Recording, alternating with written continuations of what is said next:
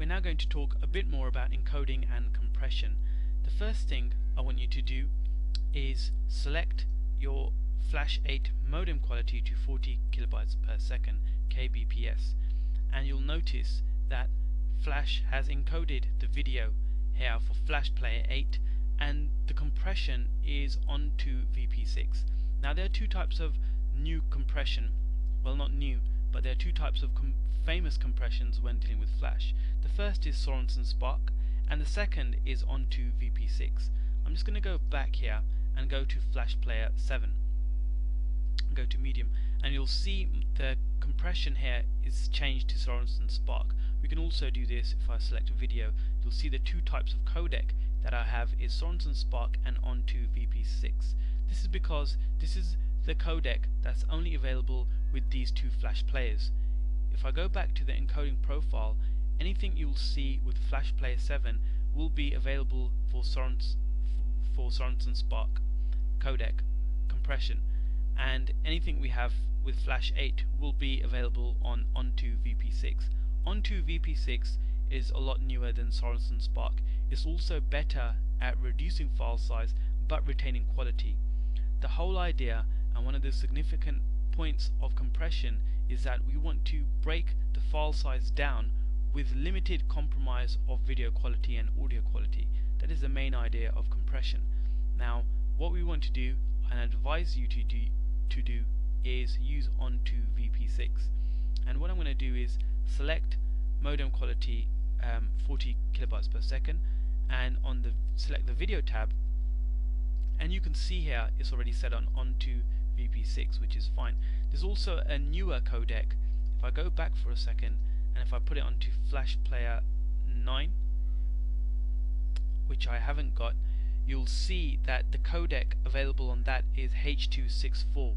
Now H.264 is still emerging at the moment, and with newer Flash players it will be more readily available, but for the general public and general use I recommend sticking with onto VP6 for the moment.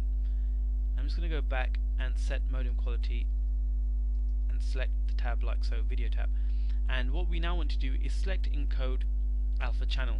What this does is if you have any video with transparencies, this will encode the alpha channel for you as well. The next thing we want to do is we want to select the frame rate. Now if you remember at the beginning of the tutorials we had a look at the frame rate, and my source frame rate was I think 23 frames per second if I remember correctly, and what we can do is we can select the same as source. However, that will not reduce the file size. What we would need to do is, particularly for web use, we would need to select around about 12 or 15. I recommend with using 15. Now what we've just done is halved our file size, and you'll see that that is noticeably different in your file size, but not particularly with your video quality. If you're saying, and if you're shooting something which has fast movement, something like sports, I would increase that and bump that up to around about 24, or just slightly under my source. My source was 23, so I would kind of bump that up a bit more if I was using something shooting for sport. I'm going to go ahead and select 15. The next thing is audio, and you'll notice that the audio is MPEG 3, which is fine for now. My video has no audio inside here, which is why this tab is all grayed out. Now if you would want to use, or if your video has audio, I would recommend using 128 kilobytes per second from here, and this is probably suitable for most of music, including music videos and that kind of thing. If you're using, or if your video has something like narration or simply sound effects, I would drop that down from 128. I'll drop that down to about 16, but you will notice a bit of difference. Okay, the next thing I want you to do is click the next tab, and we'll continue this in my next tutorial.